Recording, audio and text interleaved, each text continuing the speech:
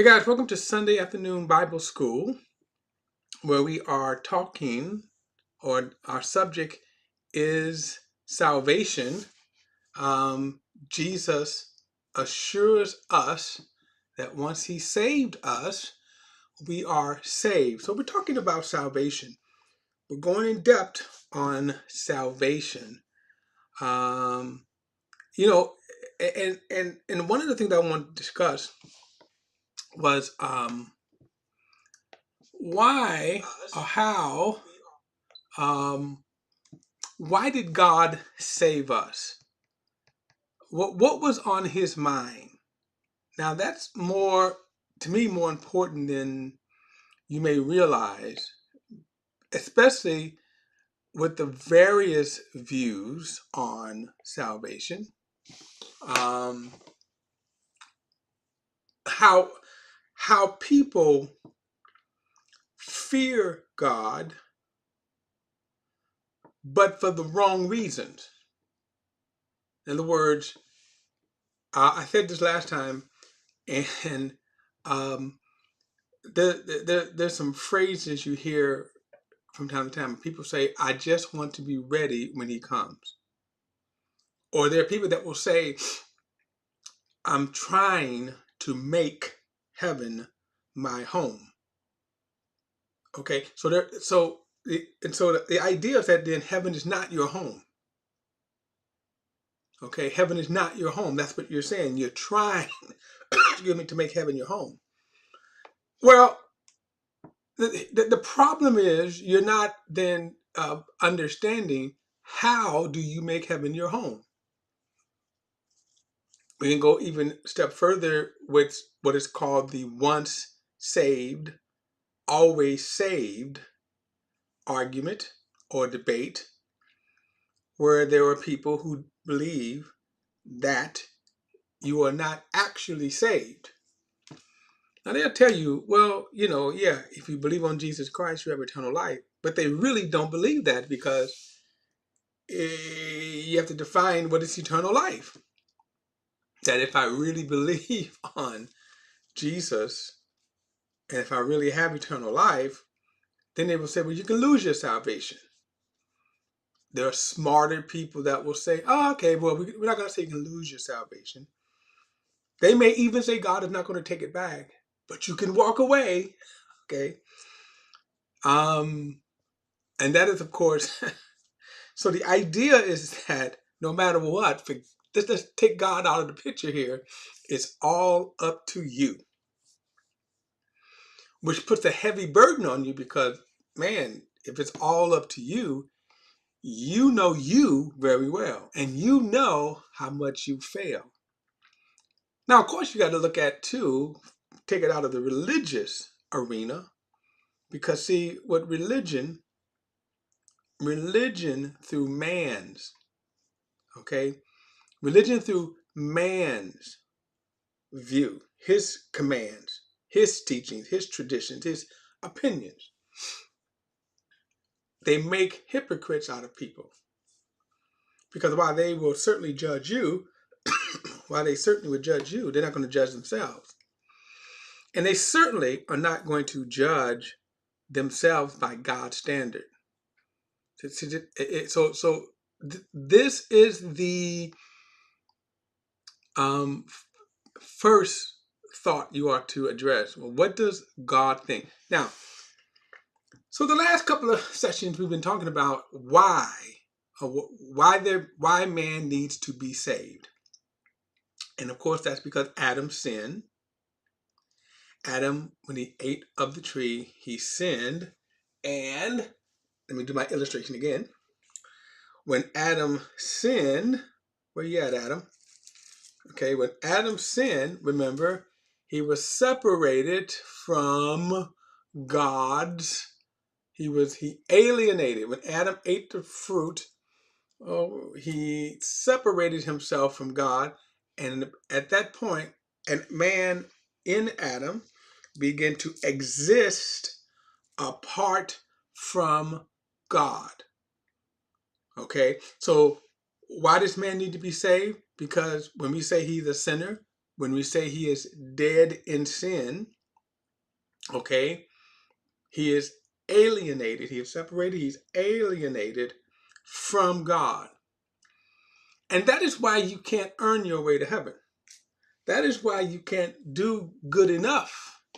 You can't live holy enough.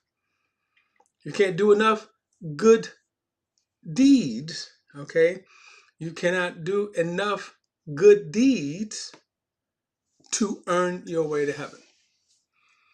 See, that this has to be rectified here.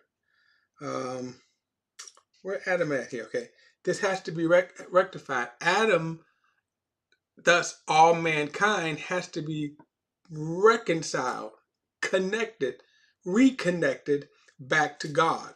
Okay, so that's why. What I want to talk about is what's God's motive, and again, that's extremely important because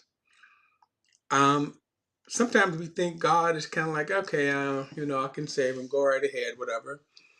But yet we're not paying attention to what God thought. What's his motive? What does he think? Because if you ask that, then you can say, well, then, because again, if God is so uncaring, so flippant about our salvation, that the slightest thing, that the slightest mistake, then you're done, right? You're done. You're toast. Eternal hellfire, right? And most religions think that in one way or the other.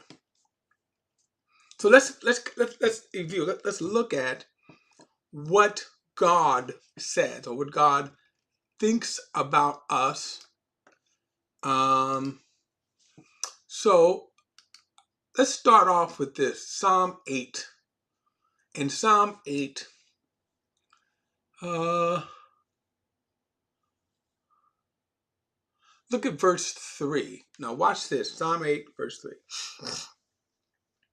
When I look at your heavens, the works of your fingers, the moon, the stars, which you have set in place, what is man that you are mindful of him, and the Son of Man that you care for him? Yet you made him a little lower than the heavenly beings, and crowned him with glory and honor. You have given him dominion over the works of your hands, and you have put all things under his feet, all sheep and oxen, and also the beasts of the field, the birds, the heaven, and the fish of the sea, whatever passeth along the paths of the sea. O Lord, our Lord, how majestic is your name in all the earth. Now, think about this statement here when he says he looks at the heavens. Now, it's amazing because sometimes when I hear atheists and scientists, and it, they're very, of course, kind of flippant about creation. In other words, if you notice what he says here, they seem to have a different attitude. So they will say, well, mankind is really nothing in the scale of creation. That seemed to be their attitude. When I hear them, that seemed to be the attitude. That in all what you will see in the creation, which of course they think came out of nothing, and that's a whole nother thing right here, that, it takes a lot of energy, a lot of faith to believe that, but they do commonly. Yeah, that would, you look at the complexity of creation, then to them, right, it all just kind of formed out of nothing. But okay.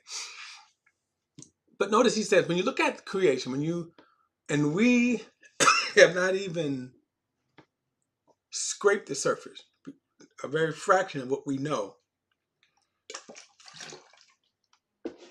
And when you think about what we see, notice this, when I look at he says, when I look at the heavens, the work of your hands, the moon and the stars, And then he asked the question, what is man that you are mindful of him? So, good question. What is man? So, and then he quotes from Genesis here, or put like this, not quote, but he cites the Genesis account that when God created the heavens and the earth, then he makes Adam and then place him on the earth. So he says, then he's made him a little lower than the heavenly beings. This is the English Standard Version. Some of your translations, of course, says angels. Okay. And I would say this, that the angels, the fact that we're made lower than the angels, is the fact, the limitation of our physicality. But if you look at it from the standpoint that Adam had rule over all of the creation of earth, okay, that's pretty heavy, okay? It's pretty heavy. So in other words, when he asks the question, what is man that you are mindful of him? You ask that question in the context of he put man over all of the earth. So it almost answers itself. What is man that you're mindful of him? Now we're going to go a step further with the question though, because this is in the beginning. And think about it. Adam had it great, and I still baffle over the why. Why did he sin? And by the way, keep this in mind too. Adam was not deceived. Eve was, but Adam was not deceived. Adam made a choice to sin. And I'm baffled over that. Why? Okay. What more could you have received? Now, in his perspective, the tree. He was going after the tree. In other words, he had everything else. Literally, everything else, everything else, everything else except the tree. And he wanted the tree. So he got the tree. And of course, he got more than a tree. But let's go back. So when he says here, what is man that you're mindful of him? He was so mindful that he created the universe for man. Now, I say that because scientifically, how the orbits, and I only can go this by what I heard. So I'm not a scientist, so please don't hold me to any how true this is. I only get this from listening to other scientists, astrophysics, or whatever. So my understanding is that even though the vastness of the universe, when you come to our galaxy, a lot of the orbit is in sync with why we have the atmosphere here on Earth, the orbit of the Earth, the orbit of the galaxies. Okay, not as far as I'm going to go because again, I'm not an astrophysics. Okay, the idea that God made all of this for man. That's the point. God made all of this for man. Whole of creation for man. And then Adam sinned though. Like why? Like why? So all that we see around us, in other words, the corruption, the curse, is because Adam sinned. But think about how life was for Adam. Perfect climate. It was so perfect enough that he didn't need clothes. You know, there was no shiver, right? In fact, there was no shame. You know. So, and then just on a sidebar note, there's a lot of what ifs we could paths we can go down, right? A lot of what if paths we can go down to. So what if would we still be naked if they had started having children? And think about this: what was birth control? What was birth control back then, right? Before Adam sinned. Now I could tell you from a timeline, though we don't know how long. In other words, when Adam was created, he was fully developed. We don't. So, at what age would you have clocked him at? Right. In other words, sometimes when they find bones, they could do scientific tests to determine an approximate date of the bones versus if it's 30 years versus 80 years. Now, of course, there was no sin or curse. So if Adam had lived 200 years, would you have been able to scientifically tell the difference in the age of the bones? Like I say, these are what ifs, what ifs. And so what if Adam didn't sin? Then would would would they still be naked? Would the children be naked? We don't know. So that's a what if. What if? But again, what baffles my mind is that Adam sinned, and that when he sinned, of course, that changed things. So what is man that God was mindful of him? So mindful that he created an entire planet. That's how mindful God was. He created an entire planet and put man as the number one being on the planet. That's how mindful God is of man. Okay? So not bad, right? Not bad. Now, Adam sins. So now let's ask the question, what is man that you're mindful of him? What is sinful man that you are mindful of him?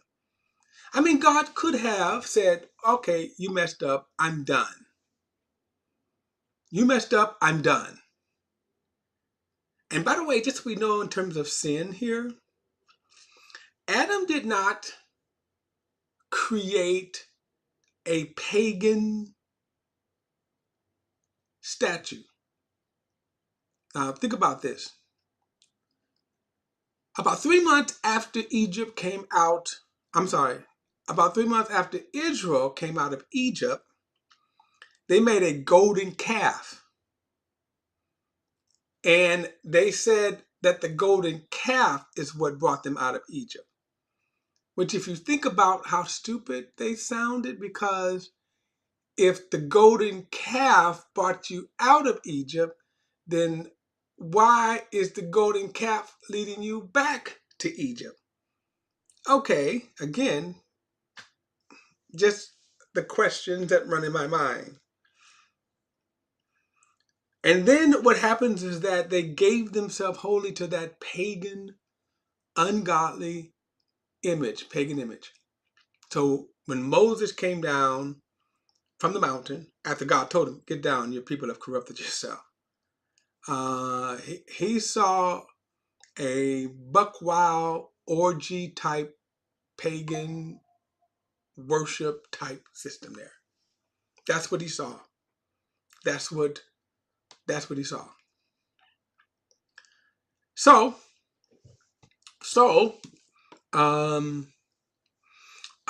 But Adam didn't commit that kind of sin. He didn't have children at the time, but offer children to the pagan god Moloch. They would actually put him in the fire. In fact, it was termed having your son pass through the fire.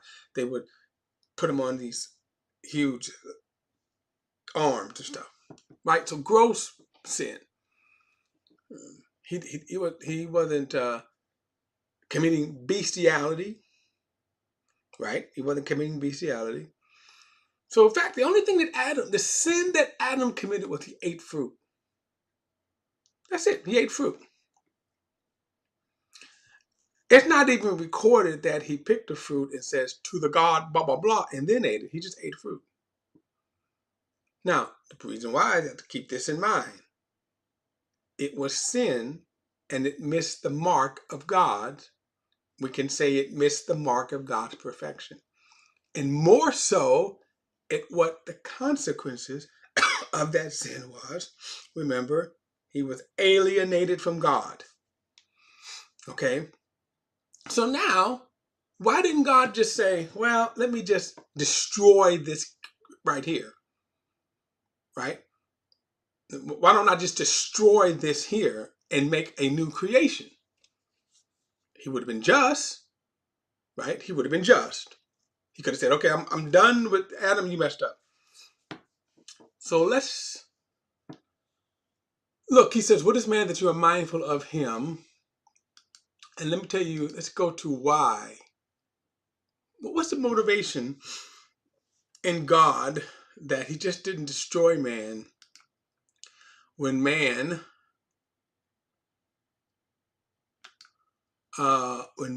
messed up? Okay. All right. So let's go to John 3. Many of us know this verse well. And here it is. For God so loved the world that he gave his only son. Now let me stop. That's the phrase I want to focus on that. That God loved the world that he gave. That he gave the world. So now we understand why God just didn't destroy man. Now there are other reasons too, by the way. God's purpose, God's counsel. But notice this. What motivated God to save us? What motivated him was his love.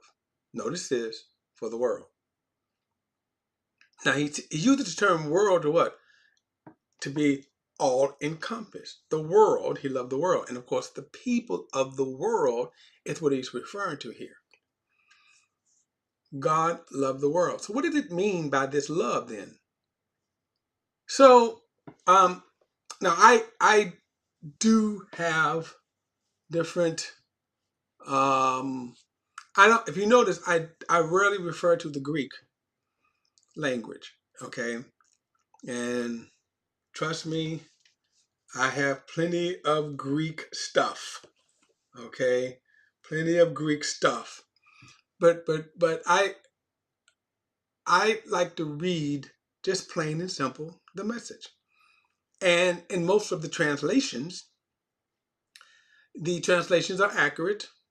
Like this is the English Standard Version here. And so it leans more towards the King James. Okay. But if I was to, but nevertheless, the word love, okay, what I'm saying is that when you see something spelled out, and you could go to the Greek, and I know that there are people love to go to the Greek and have their Greek lexicon and their Greek study and all that. I'm trying to think here. I think I even have, it's up there somewhere, a Greek. Where is that though? That I have a Greek translation of Kenneth Reese Greek. In other words, if you just want to read something, then you have Greek. I think I have one here, as a matter of fact. Watch this, guys. Oh,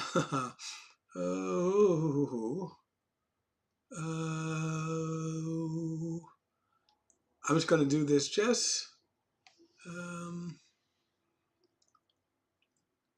and I'm making a point by this here. That's the Greek. Okay, that's the Greek. Now, can you understand that? So right there is verse 16 at the top. Right there is the Greek. Can you understand that? So obviously, I can't understand it.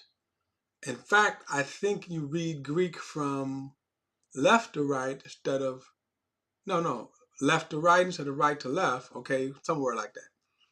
So, because I'm looking for, anyway, that's the Greek though. So here's my point. In other words, since I don't speak Greek, most people don't speak Greek, this is useless to us.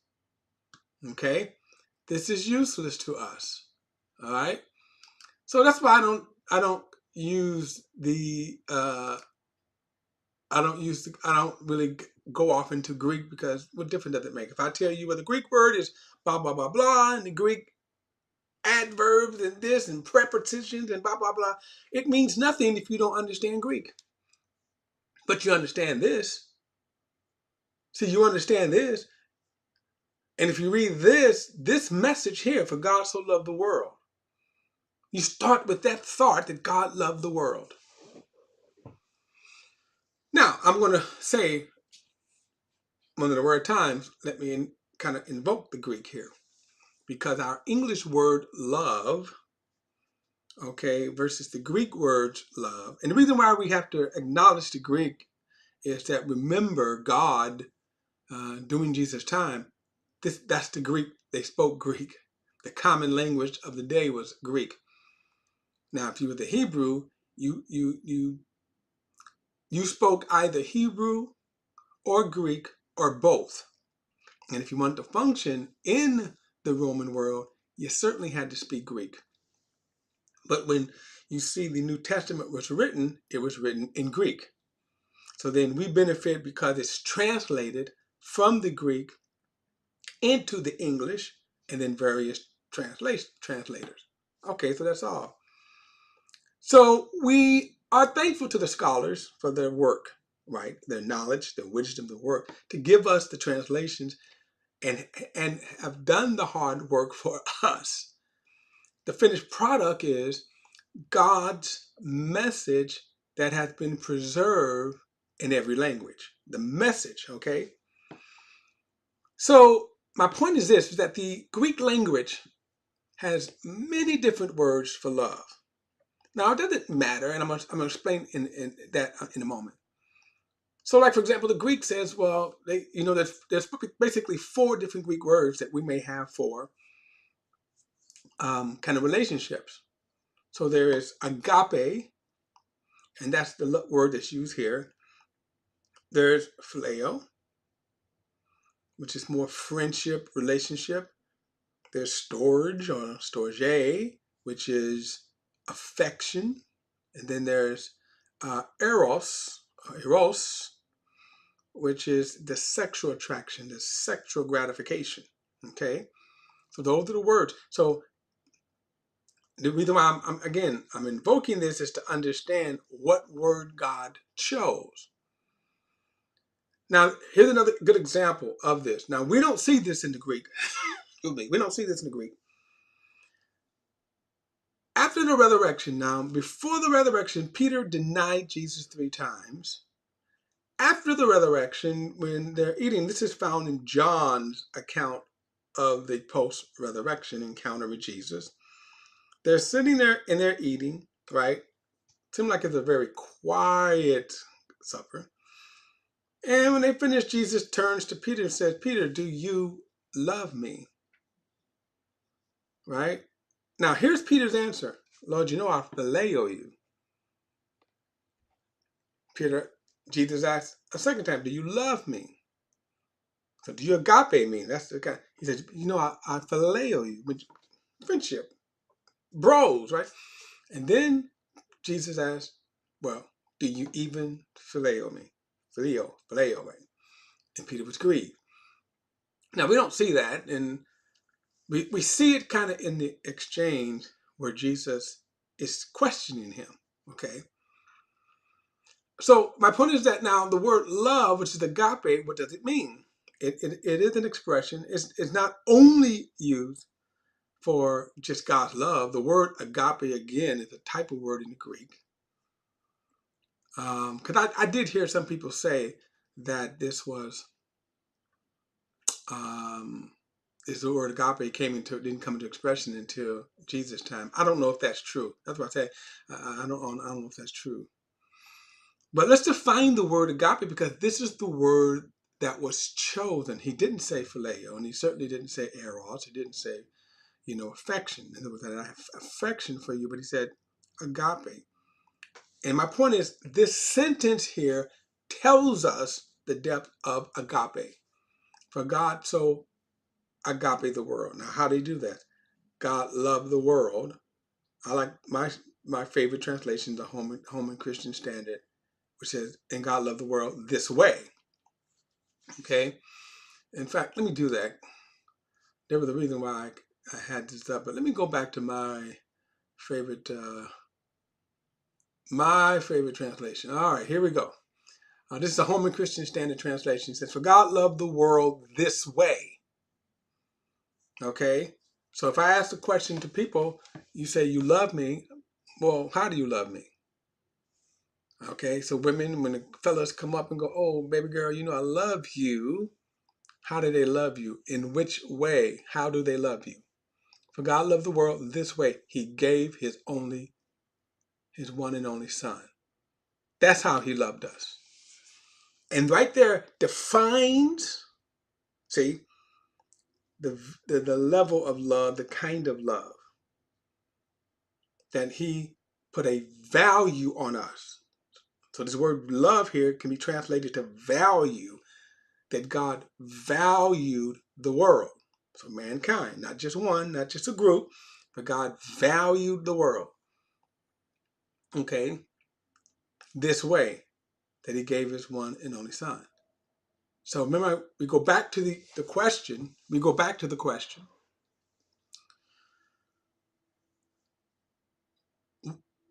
Man, why was God mindful of man before the fall? Well, it was his prized creation that he gave the world. But what about after the fall? And now we see that God loved or valued the world, had such value for the world this way that he gave his only son. Now, God could have, and I'm going to say theologically, I don't see a theological problem. Some might want to have a theological argument over it. And I'm going to say it's not worth for us to have a theological argument over it, because it was never an option, and that is this. God could have created a special lamb to bear the sins of the world. Right? Now, from our point, do we care? Because the price of our sin, facing the wrath of God, we're good. You mean this debt is paid? We're free from it? Okay. We would have been good, right? If you understand the wrath that we deserve, if you understand the wrath, okay, if you understand the wrath of God coming that we would deserved, if he had created a special lamb to bear the sins, we're good, God. Thank you, right? Thank you for your mercy. But God wanted to show something more. God went out of his way to demonstrate. He wanted us to know. He wanted us to know that he wanted us to know the depths of his love. He wanted us, and this is why this is important, that he wanted us to know, okay? So, God loved the world this way, that he gave. And now, so what did he give? Now think about this. What did he give? He gave the very best gift he could give. He could not have created a better gift than Jesus. Okay? He could not have created a better gift than the Lord. He could not have given. He could not have created a greater gift. So I said, even if he wanted to create let's say he go, well, I don't want to come down. I don't want to come down to earth. You know, I don't want to come down to sinful earth. Okay. I don't want to do that. Right. I don't want to do that. I don't want to come down. I don't want to come down to sinful earth. Right. I guess it would have been all good for us. Then, but God showing us. Okay. All right. So hold on. I'm going to look at Matthew here. Chapter, what is this? What is this? Matthew chapter 10. I just want to show you this before I go on this another passage here. I'm going to pick up at verse 30. It says, but even the hairs of your head have been counted. So don't be afraid. Therefore, you are worth more than many sparrows. right? You are well. Let me see why he said that. Verse 20: Aren't two sparrows sold for a penny? Yet not one of them falls to the ground without your Father's consent.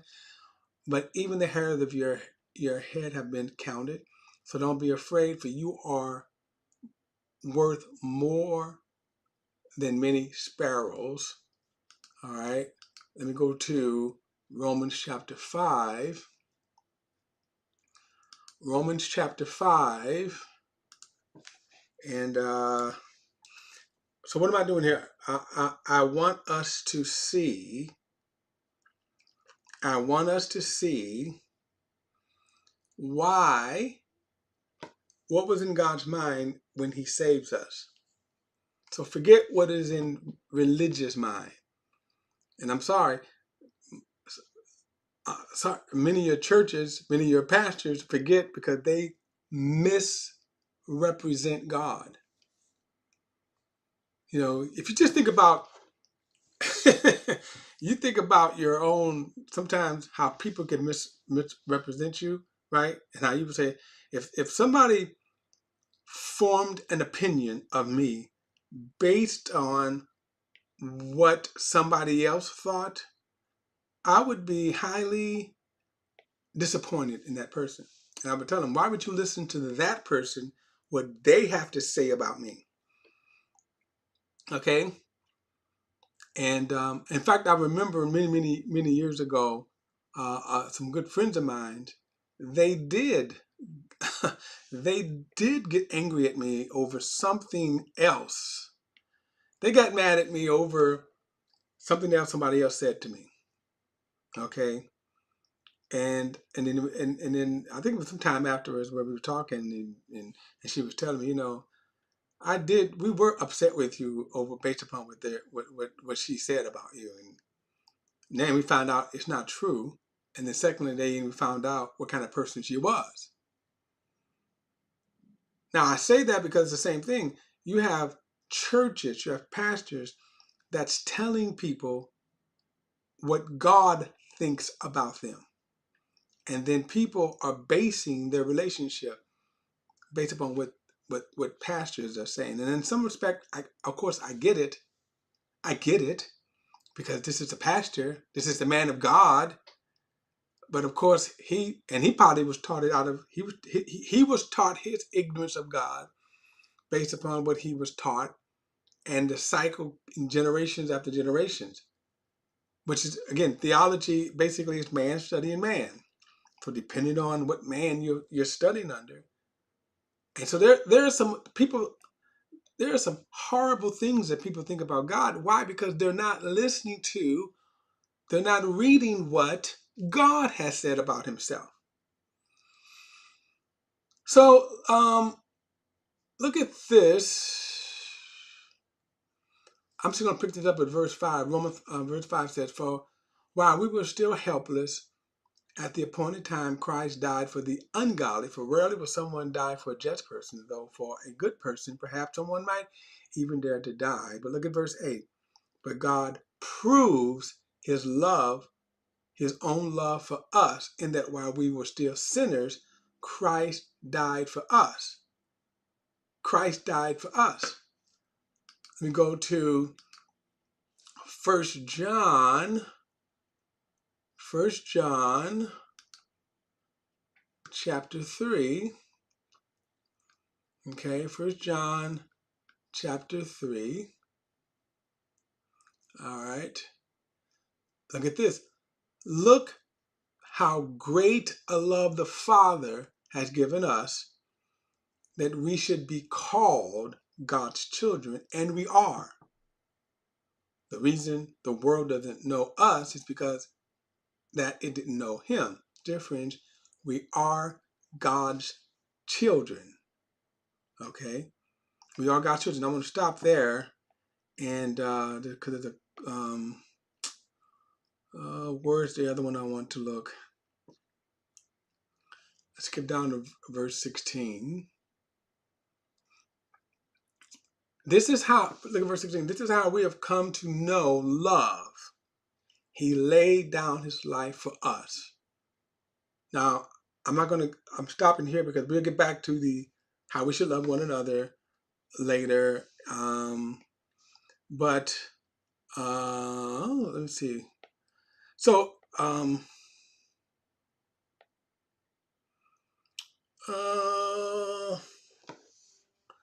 let's look at chapter 4, verse 7. He says, "Dear friends, let us love one another, because love is from God, and everyone who loves has been born of God and knows of God. This this this one, okay, the one who does not love does not know God, because God is love. God's love, now get this, verse 9, God's love was revealed among us in this way. God sent his one and only Son into the world so that we might live through him." Now, so back to John 3:16, right? God loved the world in this way. Notice, he gave his one and only Son. So when we think about God, this should be the thought that occupy our minds, that God loved me, that God loves us. That not only, and how do we define this love? That this love is defined in what he gave. See, it's kind of funny, and I don't want to kind of drift off, even though I'm tempted to give all these kind of silly anecdotes here. But I think about if marriage, a lot of marriage today, right? And you got people who have marriage, and then they have what they call what, prenuptial, right? Now, I'm not telling you, and I'm probably doing this for legal reasons, but I'm not going to tell you not to ever sign a prenup, but I would marry someone under a prenuptial agreement kind of deal. I thank God that I have. I thank God that I have a godly wife. Okay, but here's the thing, that the value I have for my wife. That's why, again, if I was to say to her that here's the prenuptial agreement, wouldn't I be putting a value? Okay, a value. But anyway, let's get back to God. Okay. So God demonstrated, and this is the whole point. God demonstrated, God proved for all eternity the value he has for us. The value. What is that value? That he gave the very best he could give. He could not have given a better gift than Jesus. He could not have created a better gift than Jesus. And this tells us this, that God valued us as much as he valued himself. How do we know this? Because he gave himself, right?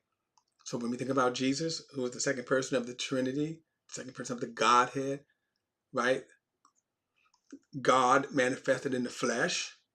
So God gave himself. He valued us to the point that he gave.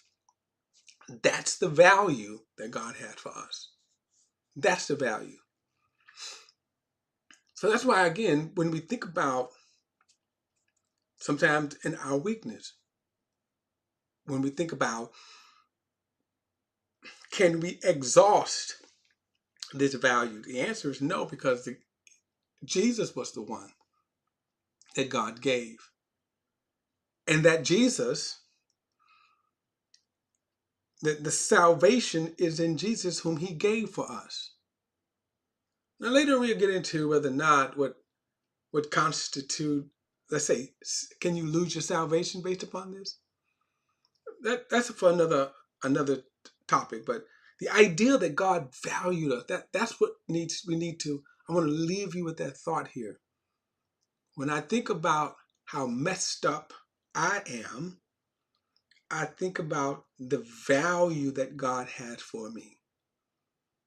So that, when I think about every other denominational view of God that teach God's anger and wrath, and you got people out there that's teaching that, boy, you know, if you sneeze wrong, God is going to smiteth thee. Those people don't know God. They don't. They actually, in some cases, they scoff at this God love the world here. But they don't know God. Why? Because they're teaching their religion. They're teaching their perverted view of God. And they're not paying attention to how did God present himself? How did God present himself to us? That God presented, you are valuable to me. You are as valuable to me as I value myself, as I value my one and only Son. All right, guys, we're going to pick it up with this next week. But I wanted you to know, I wanted to share this idea of when we think about salvation, because every one of us will face the fear, the condemnation of the weakness of our failings. When you measure yourself against God, no matter how faithful of a churchgoer you are, no matter how many good works you've stacked up, when you measure yourself in God's light, you will always come up as a failure. You will always come up rejected.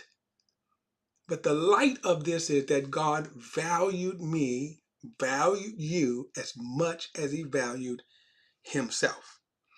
All right, guys, we'll pick it up next week with the Sunday afternoon Bible school, where we continue talking about that Jesus assures us that once he saved us, we're always saved.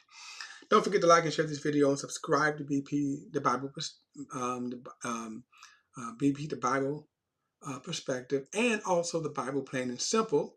And if you have a thought or comment, add to the comments section below. All comments are welcome. I'll see you next Sunday.